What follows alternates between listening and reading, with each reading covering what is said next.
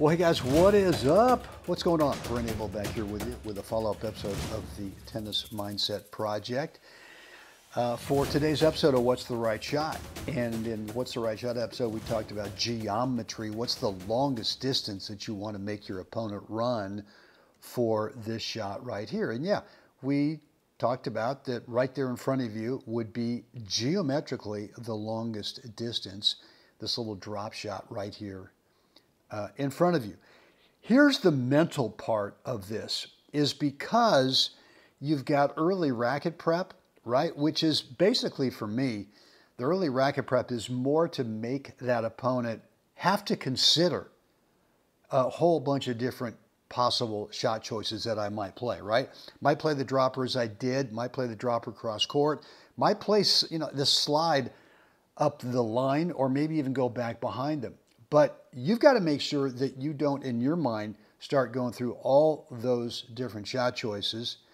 And, I've done this before where I've gone, okay, well, I'm going to play a dropper here. And the last second kind of go, well, I'm not sure. Let's slide it up the line. So if you're always thinking about this situation in terms of what's the longest distance to make him run, well, then there's only one shot choice in your mind, even though you've got the early racket prep and he's considering a whole bunch of different shots. So the point of what I'm trying to make here is you don't need to go through this long sub-menu of possible shot choices and kind of just not have the confidence that you can execute this shot right here and play it the way that you want. So I want you to be committed totally to that first instinctive shot choice.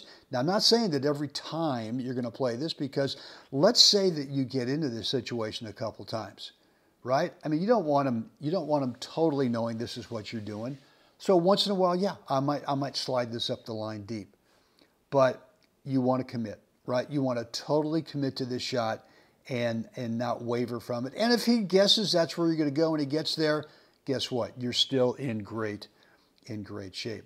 Look, guys, part of this clarity, part of shot choice confidence is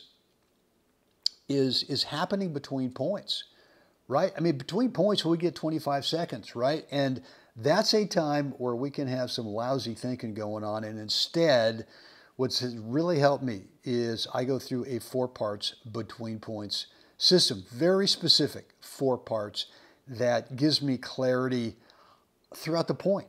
Right? And so I've got a free video for you. It's a 9-minute video. It's going to describe to you each one of those four parts. And once you start to practice those and discipline them and use it consistently in a match, you're going to consistently play at the highest skill level where you're at on a regular basis, right? To where you're not some points good, but a lot of points not great.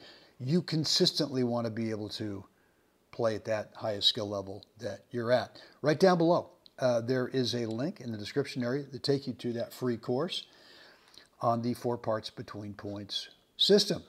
Guys, any comments, questions, remarks, let me know down below in the comments area. And as always, right now's the time. We got to get out there. We got to help someone else have a great day, guys. See you again next time.